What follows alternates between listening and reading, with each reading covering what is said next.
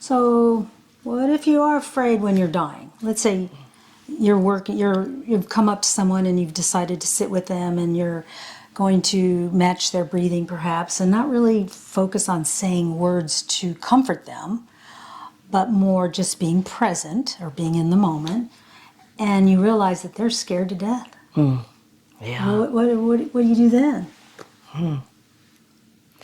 I think the answer would be the same thing if you were with your kindergartner going to school for the first time.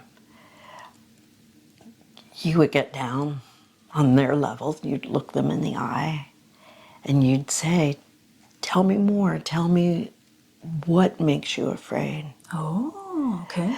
One of the things is about fear is like pain. It can be this blanketed thing because it's not examined. Right. It takes over your life. Oh no, I'm in pain. Oh no, I'm afraid. Oh!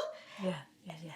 But if you go into it and start to examine it, where do you feel it in your body? Mm-hmm. You start to bring curiosity to it. Mm-hmm. It breaks it down. Mm-hmm. To have someone with you to say, tell me what you're feeling. Tell me, what is the part that you're afraid of? Now you're helping that person enter into the fear and identify it. Oh, I like this. Then it gives them a possibility of gaining wisdom. Generally, if we listen to anyone's words, they might not even see the themes, but we can see the wisdom that's rising up. Mm-hmm. And we can just mirror that back to them. Mm-hmm. So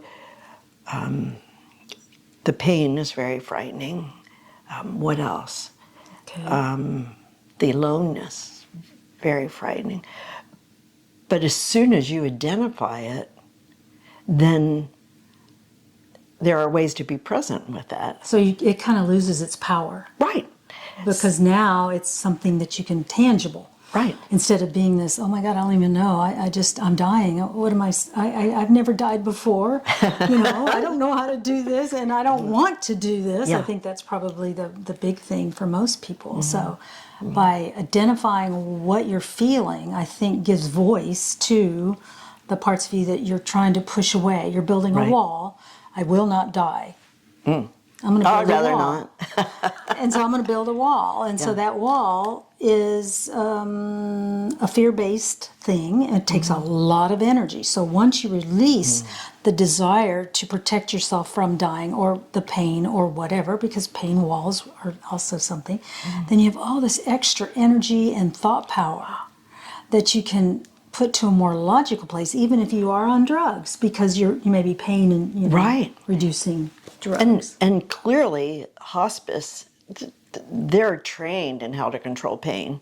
I'm kind of afraid. I'm not too fired up over being in pain, but when when hospice arrives, they give you this whole toolbox that you get. A box that goes in your refrigerator of the kind of medications that, as things progress, it's a lot like being in labor. The labor pains are going to get worse, but now you're closer. To me, dying is like being born into spirit. So your spirit is getting closer to being born. But how does that process happen where the body's dropping away and the spirit is separating? But hospice, those nurses, those doctors are trained in how to control the pain. So I find that very encouraging. So the fact that they give you this box, it gives the support person something tangible to hang on to and to look through. Right. Despite all the crazy thoughts that are going on in their head, I'm going to be alone when my loved one dies.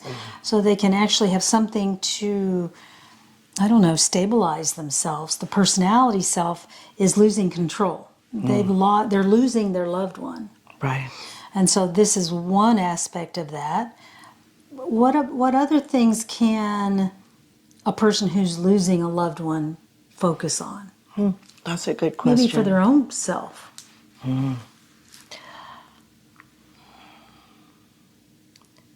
The best answer to that, I keep coming back to It's that, okay. being present.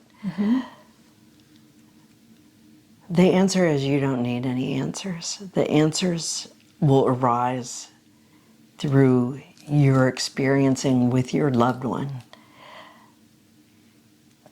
My truth is we've gone through this many times. We're headed toward a homecoming. I'll tell you a story. Okay. I sat with my sister when she was dying. And when I walked in to the room, her arms were crossed and she was like, Jesus, send me the angels. It's like, I'm ready for the miracle. Because I had always said, Renee, there's miracles. You know that around your death, there are going to be things you've never experienced before, and there are miracles.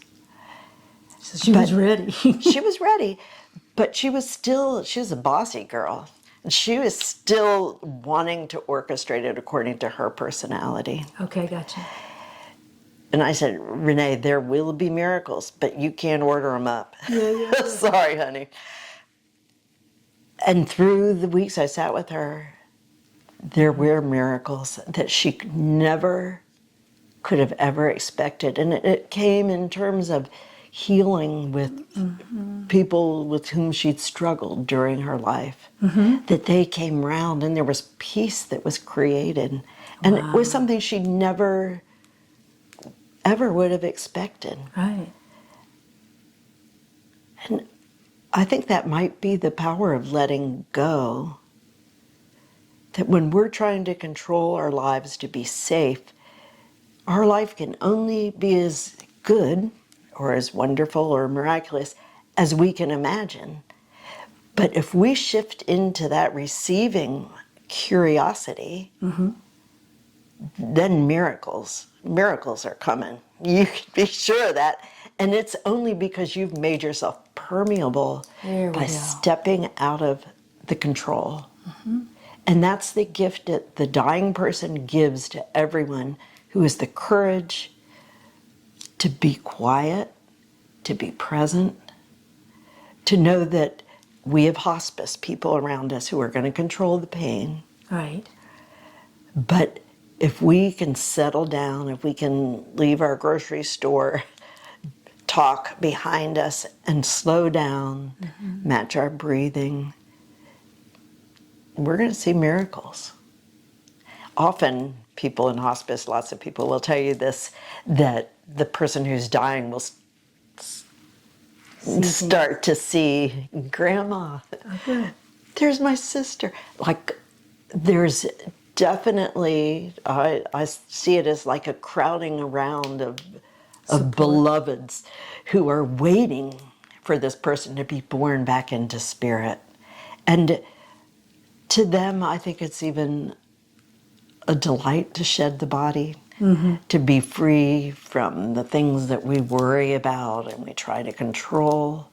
This is a challenging life we lead, and they're headed to a place of pure love, pure receiving, pure creativity and potential, and that's our natural state.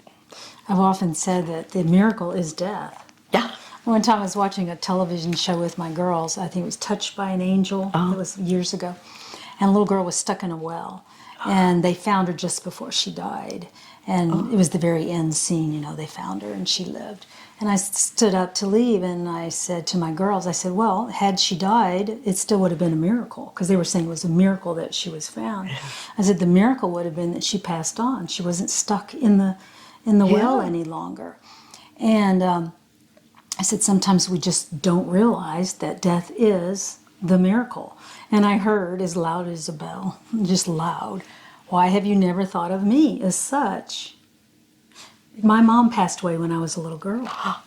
And so I looked around because I heard it, like, and there was 2 little kids in the room, and I'm like, okay.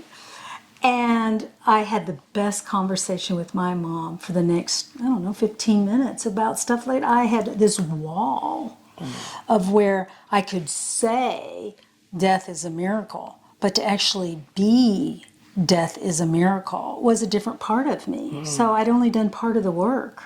I'd only stepped into it from a knowingness that I knew it was right, but I wasn't practicing what I preach, is what I say a lot.